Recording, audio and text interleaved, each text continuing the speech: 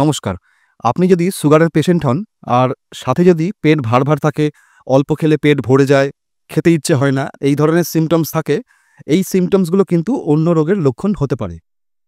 যে রোগটির কথা বলবো আজকে, এই রোগটি ডায়াবেটিস রোগীদের জীবনকে রীতিমতো কঠিন করে দেয়। আর এই রোগটা অনেকটা পেটের ভেতরের একটা সাইলেন্ট কিলারের মতো কাজ করে, যা আপনার হজম প্রক্রিয়াকে স্লো করে দেয়। হ্যাঁ, আমরা কথা বলছি ডায়াবেটিক গ্যাস্ট্রোপ্যারাসিস নিয়ে। গ্যাস্ট্রো বলতে আমাদের জিআই সিস্টেমকে বোঝায়, আর প্যারাসিস কথার অর্থ মাইল্ড প্যারালাইসিস, অর্থাৎ জিআই সিস্টেম বা আরও প্রিসাইসলি স্টোমাকের পার্শিয়াল প্যারালাইসিস বা স্টোমাক মাসেলের প্যারালাইসিস। এতে জিআই সিস্টেমের মাসেলের মুভমেন্ট সিগনিফিক্যান্টলি কমে যায়। আপনি যদি সুগারের পেশেন্ট হন আর আপনার যদি মনে হচ্ছে যে অল্প একটি খাওয়ার পরেই পেট ভরে যাচ্ছে, বমি বমি ভাব, পেট ফাঁপা বা বুক জ্বালার মতো সমস্যায় ভুগছেন, তাহলে আজকের ভিডিওটি আপনার জন্য খুবই গুরুত্বপূর্ণ। ডায়াবেটিক গ্যাস্ট্রোপ্যারাসিসে যেটা হয় যে আপনি যে খাবারটা খাচ্ছেন সেই খাবার হজম হয়ে স্মল ইন্টেস্টাইনে যেতে অনেক দেরি হয়ে যাচ্ছে। কেন এরকম হয়? আসলে আমাদের পাকস্থলীকে খাবার হজম করতে এবং এগিয়ে নিয়ে যেতে সাহায্য করে এক বিশেষ স্নায়ু বা নার্ভ, যার নাম ভেগাস নার্ভ। ডায়াবেটিস যখন দীর্ঘদিন ধরে অনিয়ন্ত্রিত থাকে, অর্থাৎ সুগার যদি কন্ট্রোলে না থাকে, তখন এই ভেগাস নার্ভ ক্ষতিগ্রস্ত হয়ে যায়। আর এই স্নায়ু ক্ষতিগ্রস্ত হলে পাকস্থলীর মাংসপেশিগুলো ঠিকঠাক করে কাজ করতে পারে না। খাবার পাকস্থলী থেকে বেরোতে অনেক সময় লেগে যায়, ফলে খাবার পেটে অনেকক্ষণ আটকে থাকে। আর এই অবস্থাকেই আমরা বলি গ্যাস্ট্রোপ্যারাসিস। যখন ডায়াবেটিসের কারণে এটা হয়, তখন তাকে ডায়াবেটিক গ্যাস্ট্রোপ্যারাসিস বলা হয়, যা শরীরকে প্রয়োজনীয় পুষ্টি থেকেও বঞ্চিত করে। ডায়াবেটিক গ্যাস্ট্রোপ্যারাসিসে লক্ষণগুলি কী কী হতে পারে?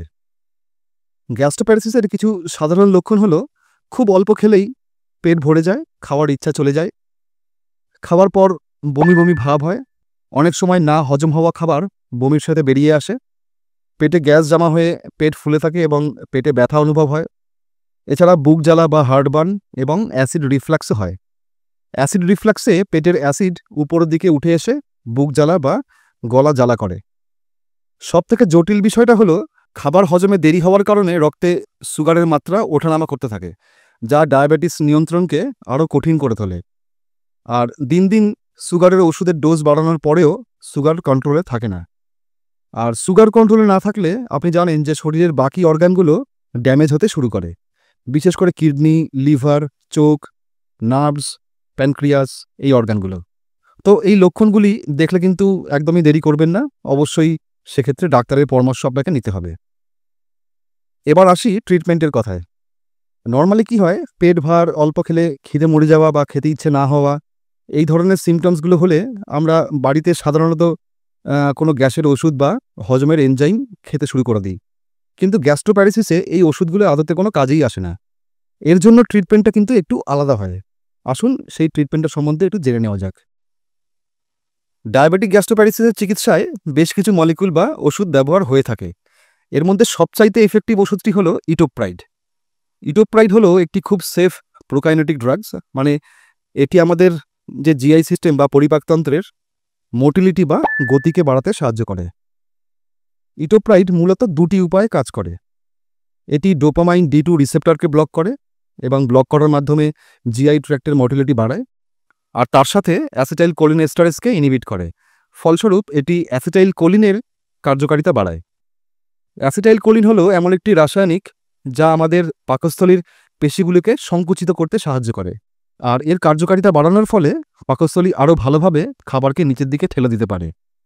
সহজ কথায়, ইটোপ্রাইড ডায়াবেটিক পেশেন্টের অলস পাকস্থলীর গতি বাড়িয়ে দিয়ে কাজ করার জন্য হেল্প করে। এটি পাকস্থলীর খালি হওয়ার প্রক্রিয়াকে দ্রুত করে এবং গ্যাস্ট্রোপ্যারাসিসের অস্বস্তিকর লক্ষণগুলো, যেমন পেট ভরা ভাব, বমি বমি ভাব এবং পেট ফাঁপা, এই সমস্ত সিমটমসগুলোকে কমাতে সাহায্য করে। এর ফলস্বরূপ সুগার ধীরে ধীরে কন্ট্রোলে এসে যায়। একটি ক্লিনিক্যাল ট্রায়ালে, যেখানে ডায়াবেটিক গ্যাস্ট্রোপ্যারাসিসে আক্রান্ত রোগীদের ইটোপ্রাইড দেওয়া হয়েছিল, দেখা গেছে যে ইটোপ্রাইড সমস্ত সিমটমসগুলোকে কমাতে খুবই এফেক্টিভ। এই ধরনের স্টাডিতে সাধারণত প্লাসিবোর সাথে ইটোপ্রাইডের তুলনা করা হয় এবং দেখা যায় যে ইটোপ্রাইড গ্রহণকারী রোগীদের অবস্থার সিগনিফিক্যান্ট উন্নতি হয়েছে। গবেষণায় আরও দেখা গেছে যে ইটোপ্রাইডের টলারেবিলিটিও খুব ভালো এবং এর সাইড এফেক্টস নেই বললেই চলে। এবার এই ইটোপ্রাইডের সবচাইতে পপুলার ব্র্যান্ডের নামটা জেনে নিই, সাথে ডাক্তাররা কী ডোজে ইটোপ্রাইড প্রেসক্রাইব করেন সেটাও জেনে নেওয়া যাক। ভারতে ইটোপ্রাইড বিভিন্ন ব্র্যান্ডের নামে পাওয়া যায়। তার মধ্যে সবচাইতে পপুলার ও সবচেয়ে এফেক্টিভ ব্র্যান্ড হলো গ্যানাটন। এটা অ্যাবট কোম্পানির একটা রিসার্চ ব্র্যান্ড। ডাক্তাররা খুবই ইউজ করে থাকেন গ্যানাটন, এবং এর ডোজ হলো গ্যানাটন ওডির ক্ষেত্রে সারাদিনে একবার 8 সপ্তাহের জন্য ডাক্তারবাবুরা লিখে থাকেন। আর যদি গ্যানাটন 50 লিখে থাকেন সেক্ষেত্রে সারাদিনে 3 বার লিখে থাকেন, সেটাও 8 সপ্তাহের জন্য। আর পেট ভরা ভাব, খিদে না হওয়া, বমি ভাব, এই সমস্ত গ্যাস্ট্রোপ্যারালাইসিসের সিমটমসের সাথে যদি অ্যাসিড রিফ্লাক্স হয় সেক্ষেত্রে ডাক্তাররা গ্যানাটন টোটাল দিয়ে থাকেন।